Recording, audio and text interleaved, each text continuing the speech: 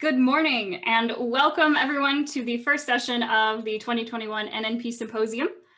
We are starting off this morning with John Brush, and John, if you'd like to go ahead and turn on your camera and unmute yourself, you are welcome to. So John is the president of David Lawrence Rare Coins, as well as the curator of the Hansen Collection, which I'm guessing we all know since that is the topic of this presentation. So I'm going to let him take it away. We are going to be doing quite a bit of Q&A. So if you have any questions, feel free to send them. If you recall from the training or the website, there is a Q&A button at the bottom of your screen. Just click on that and type in your question, and we will get through as many of them as we can. So John, it is your show. Thanks, Leanna. Thanks for inviting me to be a part of this. This is kind of exciting and kind of fun. It feels like it's nice to finally be here. I'm a little nervous now because I haven't given a presentation to actual people in a long time, except for an elementary school class 2 years ago. So thanks for everyone that's joining in here. I wish you could actually talk back to me right now, but we'll give it a shot here and see how this goes.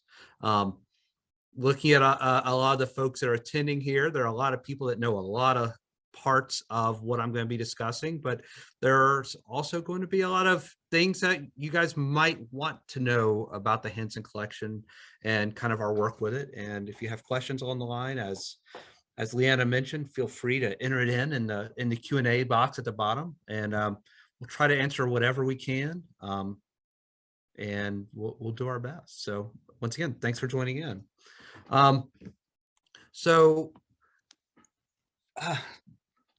The D.L. Hansen Collection, as most of you probably know, there is a collector who lives in the state of Utah. His name is Deloy Hansen, who came about in the hobby 20 years ago, putting together a typeset. He kind of grew up collecting coins, but it was from very modest means. And as he grew older, he decided, you know what, maybe I'll start putting together a coin collection myself. And he started out by doing a little typeset, which he still has, put it together in a Dansko album, as many of us have done in the past. And he enjoyed the actual coins, holding the coins in hand. Early on, during the days of certification, maybe in the late 80s, he started putting this set together and put it in his album. Included some certified coins they actually cracked out and put them in the Dansko album, which we still have today. And we look back on it and have all the labels from the coins taped to the back of the book. But that was kind of the beginning of his collection.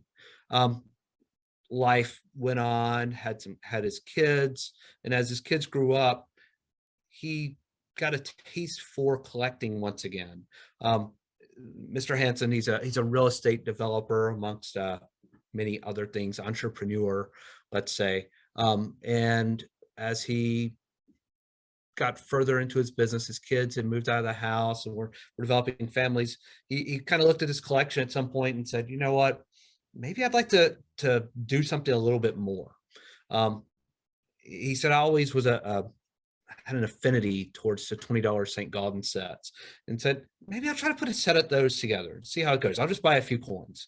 So as some of you dealers may know, he was buying on eBay and was just putting together a set on his own. And then he decided to subscribe to a few magazines, avid reader, very interesting person as far as the things that he enjoys. But saw that there was an ANA show coming up in Anaheim in California, and this was in 2017 or 18, and decided to head out to that show and look in the heritage auction, bid in a few coins there. There was a nice Saint collection. It ended up going off around 10, 11, 12 o'clock at night. And he was actually working with another dealer, sat in the room, ended up buying a ton of the coins because he had a lot of holes to fill. That's when he got the collecting bug and really decided to dive into it. Walked around the Bourse for a little bit. I actually didn't even meet him there, but I know that quite a number of people did. And he's continued to work on that Saint set. And then he saw a set of 20 libs that was from sale, called the AWA Collection. And I kind of credit the guys that were offering that set and that had built it and put it together. And it really just started a trend in his head, as he's told me, and said, you know what, maybe I should do something a little bit more than just saints. What else could I do? And he started looking at the PCGS Set Registry and found out about this man named Louis Eliasberg. Found there's a PCGS registry set under the complete sets that highlights what the PCGS version of the Eliasberg collection is. And being that Louis Eliasberg was the most famous and probably the greatest collector of US coins of all time, had put together a set of all US coins from 1792 to present, as in 1964. So why has no one tried this again? Well, as collectors, we all know why no one has tried it. It's almost an impossible task, prohibitively expensive and impossible to find the coins, I would say. He said, you know what? Maybe I'll try that. Deloy, when he looks at his businesses and he looks at things, he doesn't like to be told that something can't be done. He's always the guy of like, let's figure out how to get this done. Let's do it. And let's move on from there. So he likes challenges. He thought that would be a challenge. And he was hook, line, and sinker, sold into coin collecting. And over the last 5 years, that was the interest. And if it was the kind of person that just enjoyed collecting for collecting's sake and just decide to throw money at things and try to put together things, it would be one thing. But to know him is to know that that's not how he operates. Deloy's not one of these people that needs to sleep very much, and I kind of envy that. But he studied and he studied, and he has read so many coin-related books that it would blow your mind to realize that in this short time span of 5-6 years, what he's put together and the knowledge he's accumulated is really fascinating. So I had the pleasure of starting to work with Deloy in the summer of 2018, and I had some nice conversations with him. And one of my questions came up to him. I was like, why haven't you decided to buy a coin company? You've bought all these coins. What are you doing? He said, well, no one's talked to me about it. Do you want to talk about it? Let's do it. So a couple months later, after some conversations, Deloy and I became business partners, and that's kind of how I became ingrained with working with him with the collection. He supports DLRC, helps us with a lot of business-related parts and a lot of other things, and our support for him is basically organizing the collection, working with him and representing him in auctions, and helping him find coins that he may not have been able to find on his own. So it's a great mutual relationship. He's a great partner. He's a great friend. And I've been honored to have spent so much time working with this collection. So that's kind of the background on the collection. Kind of wanted to go through a lot of the parts there and kind of the lead up to what possessed him to put together such a gargantuan task. We've all studied, or some of us have studied Louis Eliasberg and kind of the things that he had put together. And we know that there are definitely differences between Mr. Eliasberg's set and Deloy's collection, mainly that proofs and circulation strikes weren't necessarily deemed as separate items during Eliasberg's time. That's changed. So the overall goal of what Deloy decided to do was to try to put together the finest circulation strike set of US coins that he could. I mean, there are coins obviously that we're not going to be able to buy the finest variety. You can't own the finest $1804, the finest 1913 nickel, etc. There are just a number of coins that it just becomes prohibitive. But you find as many high quality coins as you can, put together a set. You just try to make it something that can't be really compared to otherwise. A lot of you know that Louis Eliasberg's collection foundation was put together by a complete collection that he had purchased. And a part of Deloy's project is, yes, we've bought several collections, but for the most part, it wasn't to complete the set, it was to improve his sets. Of course, we have bought a number of really impressive sets. I mean, you've got a 3-cent silver set that we bought from Laura Sperber. We've bought the Mint State V nickel set recently from the Forsyth collection. Some Franklins from the Linda Gale collection. Numerous things, several sets from the collector known as Mr. Perfection, dimple dollar set. I mean, there are certain sets, yes, that have been put together to be a part of the Hansen collection, but all in all, it's been a passion and a goal of his to just continue to acquire what he could and what made the most sense. Are we finished with the collection? No, we're not finished with the collection. There are obviously a few coins that we're missing, some that are coming up in a couple of weeks in auction that, you try to buy them. If you don't, you don't. It happens. There are certain goals, but you can't be dissatisfied with what you've done, even if you can't buy everything. So that's kind of the history. I've left this here way too long on this introductory slide. So I have a little PowerPoint slide that I've put together in some of my spare time lately. So I'll go ahead and share some of these, and then I'll go to a few more bullet points that we've discussed and start answering some of the questions that were actually already emailed to me this past week through David Lawrence. So, well, here we go. We'll give this a shot. Assuming I can get PowerPoint to work correctly. Let's see here. There we go. How do I turn off my screen here? Leanna? Yeah. Is it showing correctly here? Yeah, you're good. Okay, sorry. I just see my head sitting over my head. So it's very odd here. All good. So yeah, you can drag that around however you'd like, and it's fine. Okay, I don't need to see myself either way. I'm good. So this is Deloitte. This is me. This was us set up at the ANA show in Philadelphia. We had some of his coins on display, or this might actually be at the fun show. But this is kind of one of the questions we have are there goals, future plans to display the collection? Yes, I'll jump into that. Part of our goal is to be able to show this collection and parts of it in as many venues as possible. We set up at the Philadelphia ANA with a nice display of coins. At that point, we had the proof trade dollar collection on display. At the fun show, we actually completed the proof trade dollar collection by purchasing the 1885 proof, and we had that on display with the rest of the proof trade dollar set, including the finest known 84 and 85 proof trade dollars.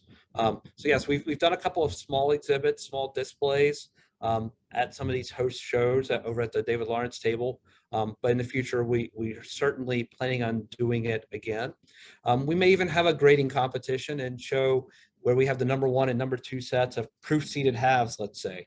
And we might have people come in and say, hey, pick which one's your favorite. We've had a lot of different ideas like that we've banded around, but the last 18 months haven't necessarily been friendly for coin displays and trade shows, but hopefully we'll be getting there, hopefully maybe in August. We also were privileged to do a display at the Utah State Capitol that we set up in conjunction with the Utah State Historical Society, I believe it was. The folks there were celebrating the 150th anniversary of the completion of the Transcontinental Railroad, and they invited us to put a display of coins that would have been used at that time to show what was in circulation. So the completion of the Transcontinental Railroad ended the fact that we no longer had to take gold coins across from California through Panama or below the South American Cape to bring them to the East Coast. I know our friends from the SS Central America find can discuss much more about that, but the Transcontinental Railroad allowed us to move coins across on railroads. So that was part of the historic display that we were able to do there, and that was actually that was a lot of fun. I don't have any pictures of that because I was only part of the setup, and I wasn't actually able to attend when it was on display there for a month or two. But that was kind of one of the fun things. This is us working in the vault. The coins are kept in several different locations, but this is when Deloitte and I had a chance to kind of go over some coins. We had a piece, you can see we had a PCGS submission form there. There's a little pipe there on top on the table there that some of you may have noticed from a previous Stacks auction. The pipe actually belonged to Louis Eliasberg, and I bought that for him as a gift because that was just kind of a hey, look, this is kind of the guy that you've modeled the collection after. So it'll be kind of a nice little piece. You have coins from that pedigree, but a nice little piece from that collection. It's deep in thought, I guess. He really truly enjoys going over coins on an individual basis, and then we were kind of looking at through things, and we have some of the PCGS awards in the background, and part of my job is organizing. So I've spent several weeks down there, and I know one of our participants down in the audience here, Ronnie Curran, has spent some time down there with me as well, as he came out for a little event we had. And Ronnie is an interesting fellow. He's a historian and has chronicled much about this collection. So I'll throw out a little mention on the PCGS US Coin Forum. There's a thread there called the Hansen Watch. I believe it just reached 2,000 posts or something like that recently. But Ronnie has written a lot regarding individual acquisitions and collections, and kind of giving a running story about things that we've done in recent months. And some of them I've passed along to Ronnie, and a lot he finds them on his own. So that Ronnie might want to say something in one of your next posts, but this is kind of one of our experiences that we had out there. Organizing the collection is a daunting task. The number of coins in the collection has not been mentioned in recent months, or at least over a year, and I don't really feel comfortable relaying that, but it's a sizable number. And organizing these things is a task. You might see the cabinets behind Eloy here. These actually he had made at a lumber mill that he operates. Had them custom built to hold the brown lighthouse boxes, and that's kind of what we put the coins in to develop the collections as we put them in order. You might see some of the boxes coming up here. The double row boxes are just my way of keeping things organized, and then we put them into the brown lighthouse boxes. But on a nice day, this vault is beautiful, organized, clean. This day I was working, so forgive the background.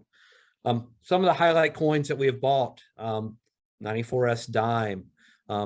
As some of you know, at David Lawrence, a 94S dime is one of the coins that we've always enjoyed handling. We've handled several different varieties of these, and we were able to buy the bust coin out of the Stacks auction several years ago in the ANA auction.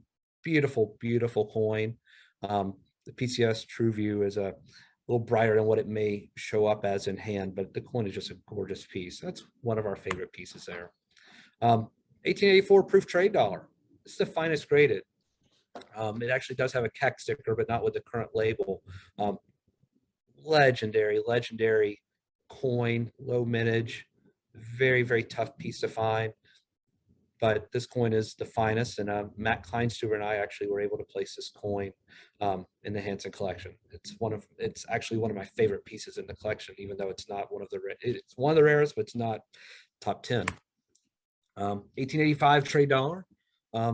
That coin we bought in a heritage sale at a fun show. Beautiful, beautiful coin. It's finest graded. Just an outstanding, beautiful, eye-appealing specimen. Another one. This is one of Deloy's favorites, and it's interesting. Before he bought an 1804 proof dollar, he bought an 1801 and an 1803. And or was it the 1802 and the 1803? Well, part of what he said, these coins are just as rare as the 1804 dollar, and you know what? These were actually minted correctly. He studied the background of all of these. We're still missing one. We're looking for it, but he said, you know what? I appreciate these even more than I do an 1804, because it's just it's a prettier coin. The rarity is just as rare. It's just kind of the fascinating part as a collector, as we all kind of know. There might be something that's broadcast as one of the real rarities, but it may not be the rarest of the coin. Might not be the rarest coins. I mean, and that's what makes this hobby fascinating. And what we kind of can enjoy about it is that we can all have different things that we appreciate and like more about the coins. So that's kind of his story on these. But the 1803 proof dollar, it's one of his favorites, and this image comes out amazingly. There's his 1804 that we bought as well. finest 1870s seated dollar. We actually have two 1870s seated dollars in the collection. One's an AU53 that we had as part of the set, and then we ended up buying the Moreland Legend collection of seated dollars a couple years ago. And this coin is, that seated dollar collection shouldn't exist. It was put together several different, there's an interesting story behind that collection, and I'm not going to go behind the whole story of how Bruce built that collection. That's his story to tell, but it's really a fascinating story. But this coin is, it's a special piece, and it's kind of fun to be able to just go through these seated dollars and just say, wow, this is the finest, this is the finest, this is the finest. You know, coins like that are what kind of make this hobby and make my job a lot of fun. One of my favorite coins, 1861D gold dollar, most likely struck by Confederate soldiers at the Dahlonega Mint in Georgia. Having spent a lot of time in Georgia and South Carolina where I grew up, this coin was just always a piece that I always wanted to own. Our first 61D gold dollar that we bought for the collection was a fine 12 about 4 years ago, early on, to complete a gold dollar set. And then we upgraded to an AU58 2 years later. Well, now we end up with the 64 plus out of the Simpson collection. But this is just one of my favorites, just the historic aspect behind the coin. 1815-5. There's so many rare half eagles that this collection is nearly impossible to complete. The 1815-5, just some of these dates in the early 18 teens, and I won't go on much further about it, but these coins are a real pleasure to have. You hold these in hands and you're like, wow, this is a 205-year-old coin. It's an MS-65. How on earth did this thing survive? Just such a gorgeous piece. I don't know. Sorry, I get a little excited about these. 1854 S5, obviously one of the two in private hands. This is the AU58 Plus that sold in a Stax Bowers auction at the very beginning of the pandemic last March. One of my interesting parts about this collection was that was the last time I traveled, was out to this auction to bid on this 1854 S5. I didn't honestly know if we would end up winning this coin. I think that the timing was interesting. Was very excited to win this coin. I've actually not seen it in hand since that auction because that was 18 months ago, but I'm looking forward to seeing it in hand again soon. But it's just another really, really cool historic piece. 1875-10. This was the last 10 to complete the $10 Liberty set. This coin actually flew out to Long Beach with my son, Wesley, and we attended a heritage auction where we bid on this coin and won it. You know, one of the aspects of this collection that you wouldn't realize is that there are so many coins that are far rarer than you would think.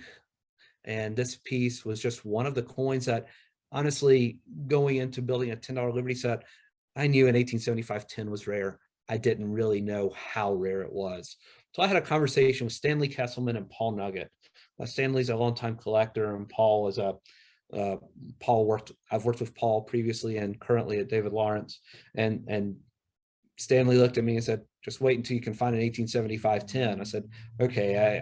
I was like, oh, there's 10 or 12 of these. We'll be able to find one. Well, it took 3 years before one came available.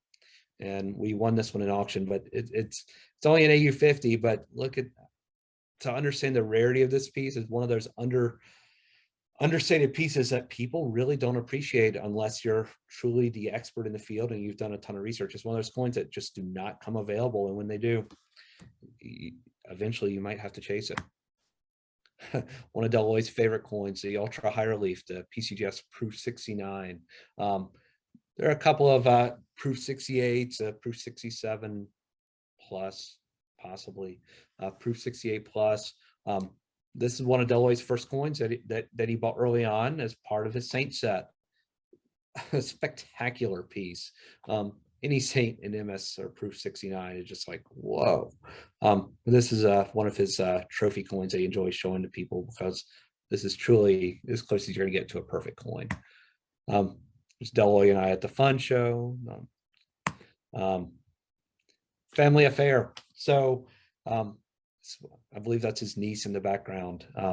So his family, yeah, Deloy has 6 daughters. He has a niece and a nephew that collect, and his brother has collected at times. It really has turned his collection into a family affair. Deloy's purpose in what he does and the things that he enjoys is that everyone has realized how much joy that this collection has brought to him, and his family has really joined in with him.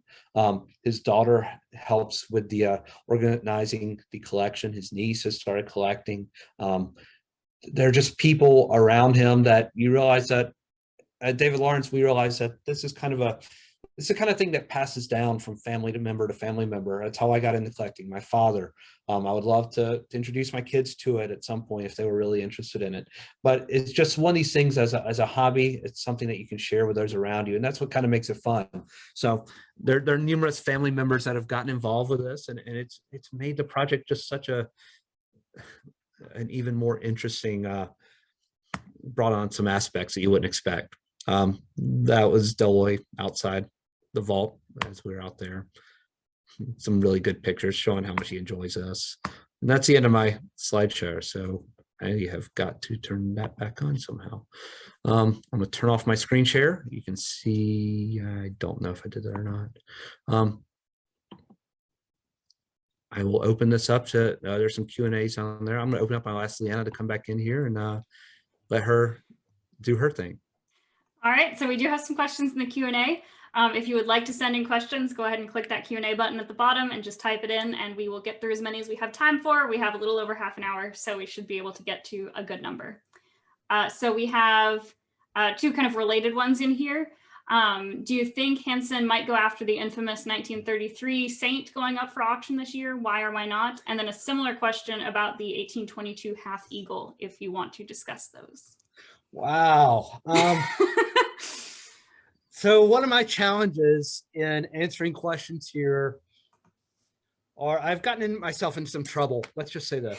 Previously, I've gotten myself into trouble by saying a few things that I thought were completely innocuous, not about the bidding and auction, but regarding coin. So I try not to comment specifically on a coin until we have acquired it, as I have learned the hard way. So I'll start with the 1933 Saint. Deloy and I actually haven't discussed this. I haven't. He's been on vacation for the last week. He has investor meetings in the end of February, and then he ends up taking about a 2 to 3 week hiatus from the world because it's such a stressful time. This year was a little bit of an interesting time, so I haven't told him since the announcement came up that it was coming up for sale. I texted it to him, and he's aware of it. We're going to talk about it next week. That's kind of our purpose of, and I'm actually we have several things to discuss next week, 1822.5 obviously, and several other coins. But are we going to chase a 1933 Saint? I'm not going to answer that because I have no earthly idea. It's an interesting coin. It's an interesting story. It's also, it's a historic piece. There's just so many things that you can get in trouble by saying about this. I have no earthly idea. I would love, I plan on being in New York when it sells. I'm curious. I want to see what happens. I would love to know more about the story of who is bidding on it. The fact that the owner came out and, the cobbler, Stuart Weitzman, was the owner. That's fascinating news. Had no idea that he was the collector, but interesting story, interesting historic coin. I wish I could answer that, but stay tuned. Maybe I'll let you know in July after the sale. I would love to work with Mr. Hansen on it, but we haven't. There are a lot of aspects of that coin that'll have to be addressed and discussed. So we'll talk about that later. 1822.5, good question. It's at $3 million in the auction. I know that right now. What's it worth? Who knows? It's the only one, hasn't been on the market in 40 years. Interesting coin. Doesn't have the story that so many other rare historic coins have, but as numismatists, we all realize how rare this piece is. Clearly, we'd like to own it. That's a lot of money. Part of the aspect of looking at this collection, and Deloy and I've talked about this numerous times, and this goes on to answer a question here about the psychology of buying the last few coins in the set. When the seller knows you need them and everyone else in the room knows it too, what do?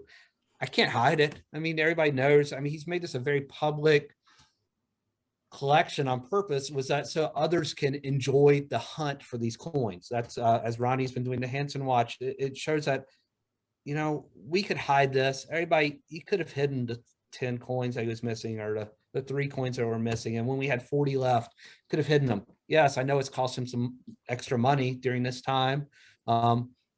He knows that too. There have been times where I've been able to mitigate it. And there's also been times where it actually really worked out into our favor. So is there a balance? Does it all equal out in the end? I hope so. You know, part of the goal is only deal with people that treat us fairly, and we don't have to deal with everyone. That's okay. The 1822.5, who knows? We have to be happy at some point. You can't own everything. Deloitte knows that. Resources are not unlimited. I see another question that mentions essentially unlimited resources. They're not unlimited. I wish we could say they were unlimited and we were the US government and we were able to print money to pay for it. But no, you have to at some point be happy with what you're able to buy and realize that might not be able to buy everything.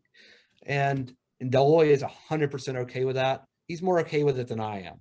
I'm one of these guys that when I see something and I need to complete that, I really want to try my best to do it. Deloitte is much more realistic in the fact that, you know, he's wanted to do a lot of things in his life, but when it can't happen, okay, it can't. But what is there going to be a number that you would stop on every coin? Absolutely. It's not going to be an unending attack on things, on auction prices, but who knows? We're going to talk about the 1822.5. There's a limit to everything. There's a limit to every coin. 1933 Saint. I mean, let's say that coin goes over $10 million. That's a lot of money, guys. And we all know that.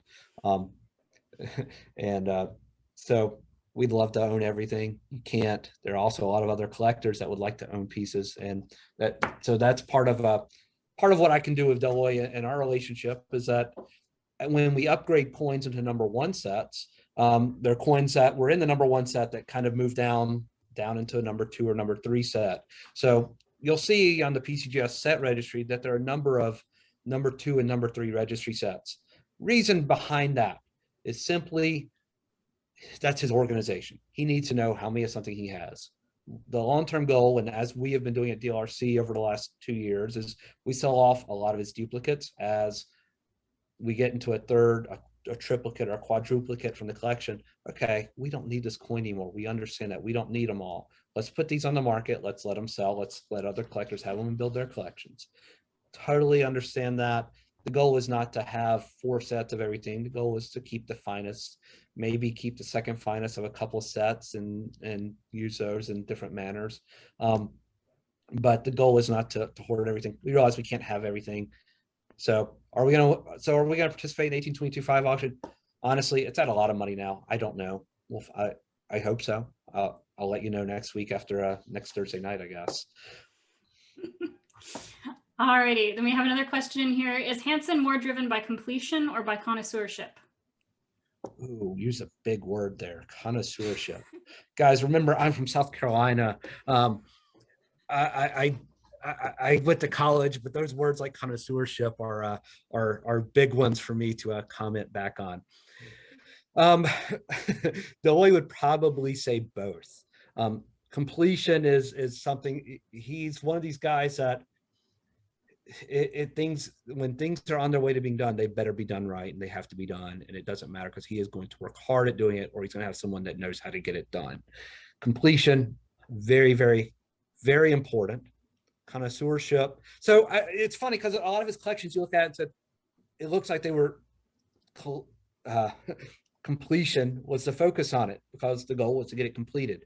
But in that task of trying to complete these sets, it was also the task of, all right, which one is the finest available at this point, at this very day? Which one is the finest available? Okay, is the finest reasonably priced? Okay, then that's the one he wants. So there's a balance. Since completion has virtually been achieved in the vast majority of sets, I think he has over 1,200 complete PCGS registry sets. I may be grossly off by a couple hundred now.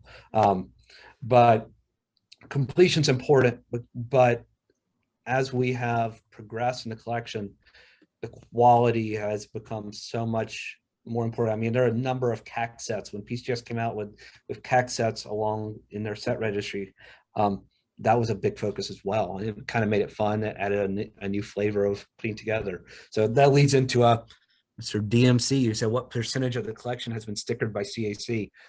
Great question. I've had numerous conversations with John Albanese at CAC about getting the collection CAC certified. See, we've had a number of the coins in the number 1 sets reholdered into labels that, as you saw on some of the pictures, that's a DL Hansen, just a kind of a classic label, just so for his display and for display purposes in the future. So those coins have not been sent to CAC. How are we going to do that? Well, that's a huge logistical question that UPS and FedEx can't even help us with. They were logistics. I don't know what percentage have been stickered. A lot. How many coins have not been stickered by CAC? A lot. How many have not been seen by CAC? The 99%. So part of our first project is to be able to re-sticker the ones that were previously stickered, and then at some point figure out how to get the rest of them reviewed by CAC. It's one of my projects that I'm working on. That's going to be one of the most difficult logistical projects, but working on it. Great question. Wish I could tell you it's been finalized, but that's part of the, it's a living and breathing collection. And that's what's so fun about this. It's like every day, I mean, goodness, guys, I bought a first spouse gold coin the other day to complete his first spouse set. I mean, of all the things that I thought I would be buying for the Hansen collection was a first spouse coin. And I'm not trying to denigrate modern coins, but I mean, that is not one of the things I would have expected. And then I ended up having to buy 2021 Kennedy halves. Yeah, you wouldn't think that those are really that hard to find, would you? Well, not a lot of people have gotten these graded. There was a Roosevelt dime. One of my favorite stories was he was missing a Roosevelt dime from maybe 1993. I don't even remember. Don't remember the date. Well, it must have been more recent than that. But I was like, oh, I'll just crack out a mint set. Well, I didn't realize that the mint set, we were getting the specimen designation, not mint state. So the only ones that you could get for MS whatever for this Roosevelt dime was if you bought a roll or if you found one in change or something like that. Guys, I haven't bought mint state rolls of Roosevelt dimes because we deal primarily in certified coins. This coin never hit the market. I have no idea why one was never graded. It should have been a $10 or $20 coin. The only way I had to find it, I started looking through change in my office, in people's change glasses. I found one. I sent it in. This coin has been circulated. It's so funny. Sent it in on an express tier, got an MS62.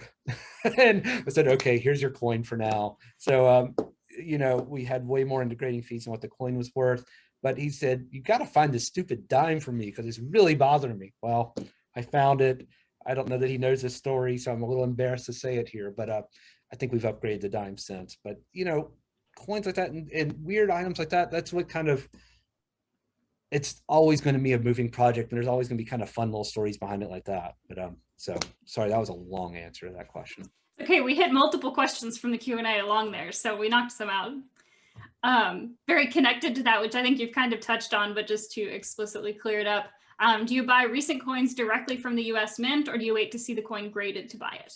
Oh, goodness. I tried to buy 2021 proof gold sets that came out last week, and people were way too fast on that.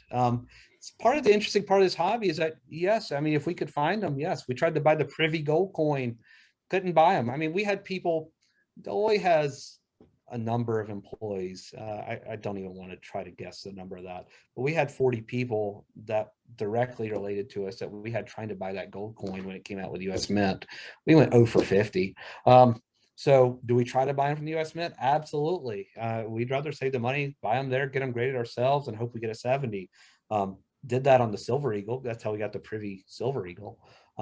But, you know, the best way possible, try to, I did not buy 2021 Kennedy $50 rolls, and now I'm kind of regretting that. I probably should have. So that's something he and I have actually talked about. And I said, oh, how am I going to handle buying this stuff from the mint and getting it graded? It's a lot of work in there, and our company isn't necessarily, it's not something we had set up for. So it's something that you look at and you're like, okay, maybe we can start doing that and helping with this. And it's interesting because we've learned a lot more about modern coins and modern collectors as a part of this.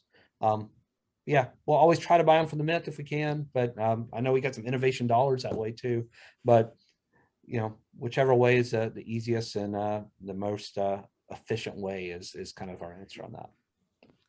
Okay, then I have a longer question, and then I know you said you got some in email, so I'll let you get to a couple of them, and then we can come back to the Q&A if we have time. So this one is a little bit longer, so just bear with me. All the coins that I've seen in the collection are graded by PCGS. Have you guys decided that the entire collection will be graded by PCGS? When you buy coins graded by NGC, do you always cross them over right away? And if so, what is your process/relationship with PCGS that helps get this done? I love the folks at NGC. I love the folks at PCGS.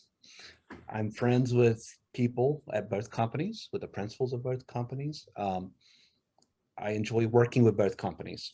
Deloitte was attracted to PCGS because the registry set system was attracted him, and the way the app worked, et cetera. There are a lot of things that just that's what grabbed his attention, and he had some dealers that were pushing him that way early on. So it ended up being kind of a snowball effect for him there, and he just learned how that system worked, and he went off and enjoyed that.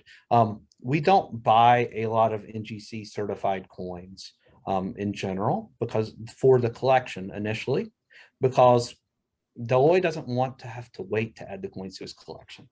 If he buys a coin or we buy a set, one of the most important things for him is he wants to be able to go home that night, and he wants to sit on his back porch, and he wants to enter those coins into his collection and see how it ranks and compare to coins. And he's looking at these pictures. He has this big iPad, and he is having fun doing that. I used to get texts from, I'm on the East Coast, he's in Mountain Time, and I would get texts from 2 to 6 in the morning from him, because again, he doesn't sleep. That's okay. I turned off the sound. I'd wake up, I'd have 7, 8 texts about coins that didn't enter in right or whatnot. So, I know it's his passion, because that's just what he does. But in general, we don't typically send them to NGC, because we typically don't buy a lot of NGC coins for that collection. DLRC will buy NGC coins that we know will fit for the collection. We will get them crossed over, but we don't add them into the collection until they're crossed, and then until we're finally done with that. There are coins that you can't buy in PCGS holders, or that have been graded by NGC, and that have entered in the collection. We bought them because we knew we had to get them. We had to buy that coin to get it into the collection. So there are times that we have bought that and sent it in for crossover. Deloitte's not a very, Deloitte likes to get things done immediately. So it's one of those things that it's a fairly time intensive thing to crossover coin. So we don't play a whole lot of that. Don't do much of that at all. But we mostly stick to buying PCGS coins. Deloitte does. And if it's an NGC coin, it needs to be crossover, he'll make me deal with it. All right, then Yes, do you right. do you want to look at some from email? We do have more in the Q&A from Zoom. Just keep going with these. This is more fun. All righty. Then going off of the PCGS question, any advice to PCGS registry collectors who are not trying to be #1 in a category, but may be discouraged that Hansen leads almost every category? Oh, that's a great question.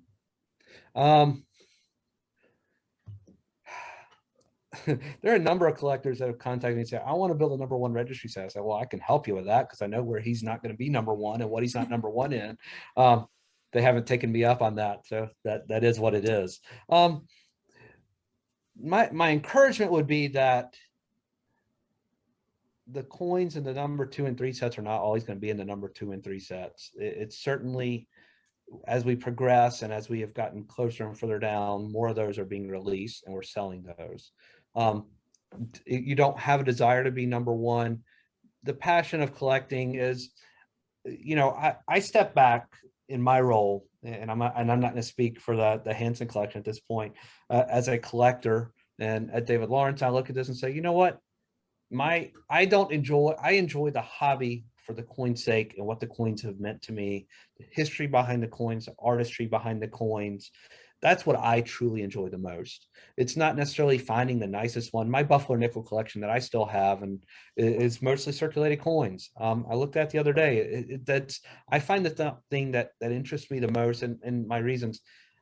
The PCGS registry set is an amazing tool. It's an amazing thing to get people interested in the hobby, but NGC registry set has a lot to be said about it too. You can add NGC and PCGS coins in there. I think that the ANA at one point was working on a registry set system, but I'm not sure where that ended up. I love the concept of the registry set. I love the concept of being able to display your coins to other people, but I don't get wrapped up in the registry set terminology outside of the collection because it's a great way to display things. It's nice if it's what's for you, but for me, the hobby is more than, the registry sets have brought the technology into the hobby and brought competitiveness into the hobby, which I don't necessarily love. But if the hobby's a passion for you, let it remain a passion. Don't let it, don't think that these coins are not always going to be in his collection. The number one sets, okay, yeah, you know what? I could never compete with that. And there's so many, it's almost impossible to complete overall, but the hobby to me is so much more than just the registry set.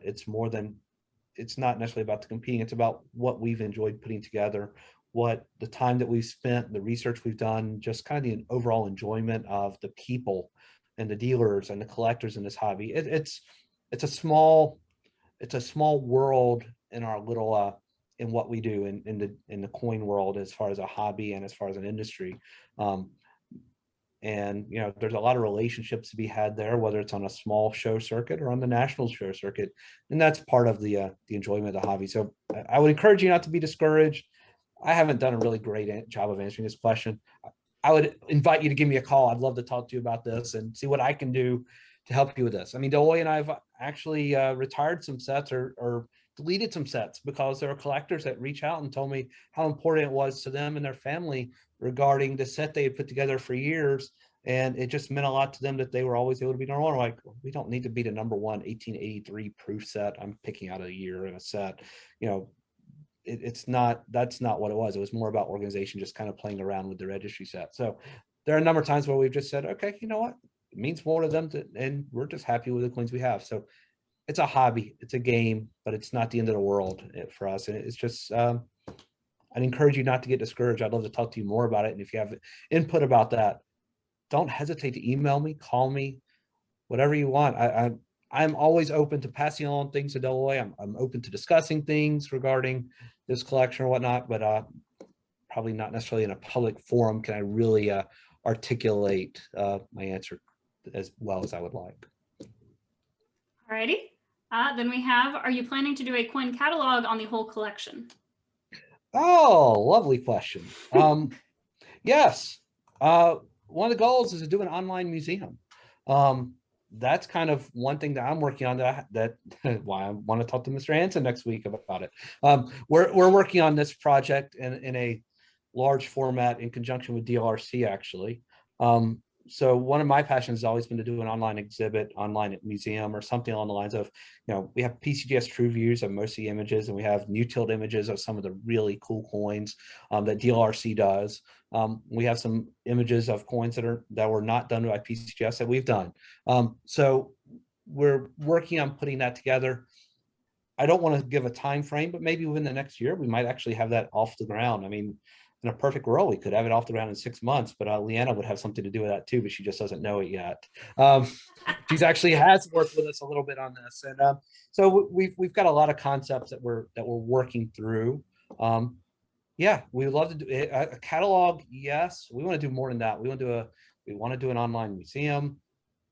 There might be a book. I mean, it's hard to figure out, how do we want to do this? Do you want to do a book that could be 1,500 pages, or do you want to do individual books on series? I mean, that would be a lot of work. And, so there's a lot of different concepts that have come up, but as the collection's still growing now, it's hard to, there's no final answers, but yeah, yes, we want to do both. Okay, and then switching gears a little bit, is there an interest to complete a lowball collection of a series? Oh, heavens. I don't like the grade of AU 58 plus myself. I find that I mean, you're talking about a super slider or something. Deloy's never hasn't done an everyman collection. I can understand the collectors that do like the 58 plus and putting that set together. And I think it's fascinating because that's the kind of collection I would have put together. But then trying to compete to get that 58 plus and seeing the numbers that those get, it could be kind of crazy. And there's one question here I want to comment on because I know what they're aiming toward. Have you ever exceeded Deloy's bidding guidelines because you felt so strongly about a particular coin? Yes. Have I bought coins that I have regretted buying? Yes. Yes, it's inevitable to happen. But I can also tell you that I have kept him from bidding too much on other coins because it didn't make sense. We've saved him thousands of dollars behind it. So, you know, it all, in the end, I think it all balances out well in a good relationship between two people. And, but yeah, I mean, we all make mistakes, right? And I would like to clarify that question specified low ball as opposed to everyman.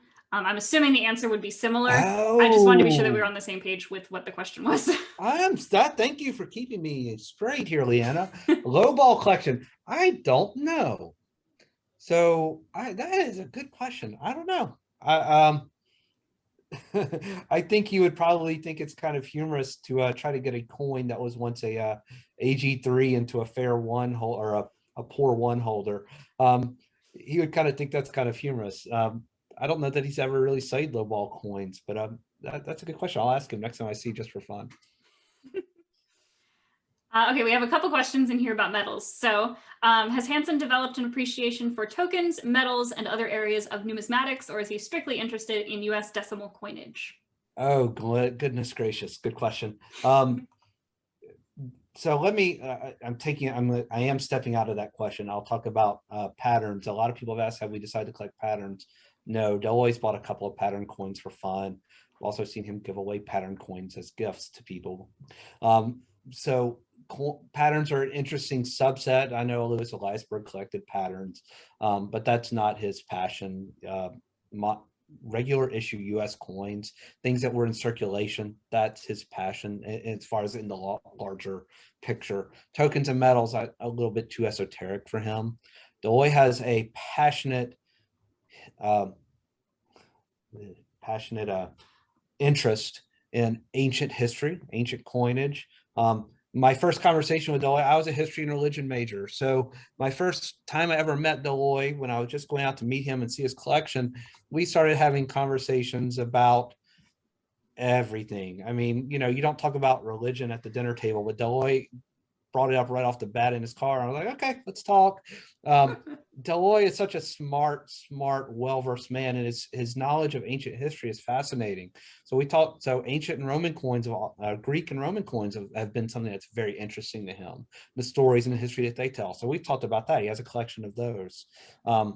So outside of standard issue US coins and this collection of ancient coins, that's his focus. Tokens and metals, it gets a little bit too far off the path of where he is. Okay, I think we have hit on this one some as well, but just to be sure that we have answered it completely, what data management software is used to track the collection? Well, we use a program, but I'm going to be hesitant to talk about it. I don't want it to get hacked this week. Hold it up for a ransom these days. And DLRC keeps a separate tally of them, but part of the virtual museum project might edit that. We don't use anything that's publicly available. That might change down the road. I would love to answer that question further a year from now if there is something, if it becomes greater. But I can't tell you that there's a lot of people that would really need the structure behind organizing these coins. There's a lot of them, but I know that there are several different smaller versions out there. But currently, that's a great question. Ask me again in a year. Maybe we can have more conversations about it. Let's see, what matters most to Mr. Hansen? Eye appeal or strike, for example, full details, or the grade on the slab? Oh, not the grade on the slab. He looked at the coins. He does not like some toning on coins, and he looks at the picture, and if the image, and if they're not photographed well, or they don't represent what the coin looks like, oh my goodness, I've had some conversations about how he did not like this coin that was graded higher than his, and his coin was much more eye appealing. And part of the subjectivity of grading is looking at the coin and actually seeing some of the marks below the color and below the surfaces. And you think that someone that just came into the hobby really doesn't know that much about grading. Okay, maybe he's not going to get a job at PCGS or NGC, but he knows far more than most of us would expect. He knows what he likes in eye appeal. As far as he doesn't like really dark coins, but if it's a tone proof coin that has a beautiful color when it's turned into light, that's a different story. But he likes things that he deems attractive and pretty. And as collectors, I think that's what we're all drawn towards. Well, and it's part of the beauty of what we do is that I might like a bright white dipped out Morgan dollar. That's not what I like, but I might like a flashy white coin, and you might like something with deep dark toning, or you might like a gold coin that looks like it has dirt on it. A dirty old gold coin that's certainly original. Every different flavor is out there, and Dolly has his flavor as well. But it's really based upon eye appeal, but absolutely not the grade. Okay, I would like to just make sure everyone's aware we have about 4 minutes left. We are trying to keep everything on time, so y'all can tune into the next session if you want to. So we're going to see how many questions we can get to in those 4 minutes. Here we have one. Lightning round. Has Hansen purchased world coins? Oh, ancient coins, yes. World coins, no. Solid. How many new coins are added to the collection in a typical month? Oh, goodness. Oh, goodness. Depends on how many statehood quarters have come out during that period of time. There's not a solid answer to this. It varies. There have been times where a month has added 3 coins. There have been times that it has added 500 coins. So there's no, I wish I could give you a good answer to that, but there's not one. It's inconsistent at best. Makes sense. But I'm not saying he's not collecting at a time. It depends on shipments too. I mean, goodness gracious. I mean, there have been days that 20 packages have arrived, and there have been days that there have been weeks that none have arrived. So it all depends on. We had an auction purchase that came in 9 months late once, and it wasn't because we didn't know about them. But things like that. So it's inconsistent, but eventually they get there. But there's no definite answer. Oh. Not a good lightning question. Will Hansen surpass, or has he surpassed, Virgil Brand's 350,000 coin collection total? Thankfully, no, he will not be. If he surpasses that, I think I'll have to be looking for new employment. No, he is not. He will not. Will he sell off coins not passed by CAC? If no, why not? Will he sell coins that are not stickered? Yeah, I think the question is going for is the goal to have an entirely CAC approved collection? I believe what it's asking. I would love to have an entirely built set of CAC stickered coins, but that's impossible because not every seated quarter date probably has a CAC sticker. Will he sell? I mean, the goal would be to keep the #1 non-CAC and the #1 CAC sticker coin probably. Hopefully they're one and the same. Don't really. Good question, but I can't really answer that one 100%. Okay, we got 2 minutes. Is there interest in commonly collected varieties such as the 3-legged buffalo? Oh yes, the major varieties, absolutely. Even the complete varieties. When he's kind of completed a set, sometimes he'll just open up a complete minor variety set of some random thing like Lincoln cents, and then it just gets really difficult to organize. Major varieties, yes. Minor varieties, less or so, but that is kind of like something he just enjoys doing on occasion as well. Does Hansen like to keep doubles in his collection? Trying to pry out the quadruplicates are sometimes like his children, as I told someone the other day. Sometimes he doesn't like to sell the number 4 and 5 because he looks at the coin just like, I love this coin so much, I can't sell it. It's like my child. So the duplicates, I mean, at some point, yes, he doesn't want to hold those forever. But depending on the coin, I mean, it is on a very much a coin by coin basis, and we kind of go over them all. How close is Deloitte to surpassing Eliasberg in having the most complete U.S. collection? It depends on if you talk about the PCGS registry set. There are coins that I think we have that that Mr. Eliasberg did not. There are also coins that we do not have that Mr. Eliasberg had. I think there are 2 coins according to PCGS remaining. Good question.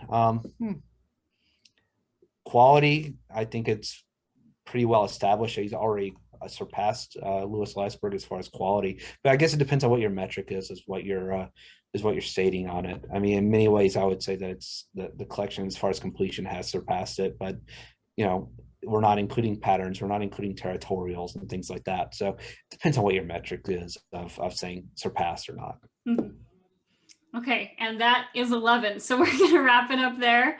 Would you like to give like an email or any contact information if people have follow-up questions? Of course. First of all, thank you everybody for chiming in with the questions, and for everybody joining in. Feel free to email me any questions. Call me. My email is john@davidlawrence.com, or 800 numbers on the website there. So feel free to call anytime. I'm extension 102.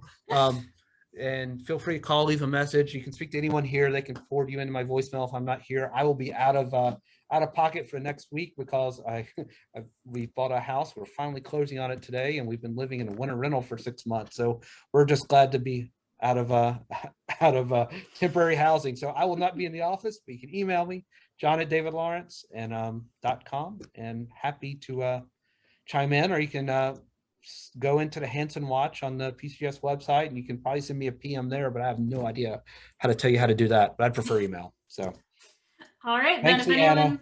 No problem. Thank you. Our next presentation is Michael Garofalo, which has probably already started because it's 11:01, and he will be talking about what you need to go to get started in collecting or dealing in coins. So if you are on the more beginner end of the spectrum, that is kind of a good starting point for you. So feel free to tune into that one. We have plenty more presentations throughout the day. Check the schedule. They're all on there, and we hope to see you back.